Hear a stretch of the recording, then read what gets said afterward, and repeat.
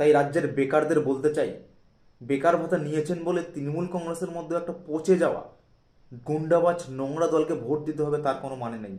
আমিও বেকার ভাতার জন্য অ্যাপ্লাই করেছি, বেকার ভাতা আমিও নেব, কিন্তু তৃণমূল কংগ্রেসের মধ্যে নোংরা দলকে ভোট দেব না। পশ্চিমবঙ্গ সরকারের বেকার ভাতাকে নিয়ে আশেপাশের অলিতে গলিতে পড়ে থাকা, চায়ের দোকানে পড়ে থাকা তৃণমূল কংগ্রেসের নেতা নামক কিছু কমবক্তা প্রাণী এমন আচরণ করতেছে যেন মনে হচ্ছে তার নিজস্ব টাকা, নিজস্ব ব্যক্তিগত টাকা, বাপের টাকা ও আর মমতা ব্যানার্জি দুইজন মিলে রাজ্যের বেকার যুবক যুবতীদেরকে দিচ্ছে। তাই গত 15 বছর ধরে পশ্চিমবঙ্গের এই সরকার, তৃণমূল কংগ্রেসের সরকার, রাজ্যের বেকার যুবক যুবতীদের সাথে যে অন্যায় করেছে, তাদের কেরিয়ার নিয়ে যে ছিনিবিনি খেলেছে, তা রাজ্যের মুখ্যমন্ত্রী মমতা ব্যানার্জি এখন বুঝতে পেরেছেন। তাই তিনি রাজ্যের এই বেকার যুবক যুবতীদেরকে কিভাবে মন ভোলানো যায়, কিভাবে তাদের জন্য তাদের ভোটটা আদায় করা যায়, তার একটা প্রক্রিয়া মাত্র এই হচ্ছে বেকার ভাতা। সেটা কি পশ্চিমবঙ্গের যুবক যুবতীরা বোঝে না?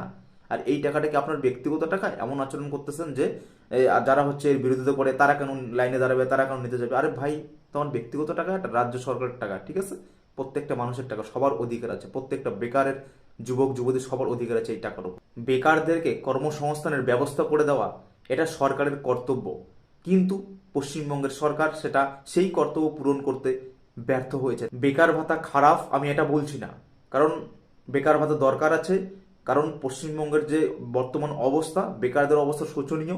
সেই ক্ষেত্রে দেখা যায় বেকার ভাতাটা কিছুটা তাদের ক্ষেত্রে উপকারী হবে। এটা পৃথিবীর অনেক দেশের মধ্যেই আছে, অনেক উন্নত দেশের মধ্যেও আছে যেখানে বেকার ভাতা দেওয়া হয়। ভারতের দুই একটা অন্যান্য রাজ্যের মধ্যেও আছে যেখানে বেকারদের ভাতা দেওয়া হয়। সেটা নিয়ে আমার কোনো দ্বিমত নেই, কিন্তু ভোটের আগে যেভাবে বেকার ভাতার কথা ঘোষণা করা হলো, সেটা একটা ভোট কেনার প্রচেষ্টা ছাড়া আর কোনো কিছুই নয়।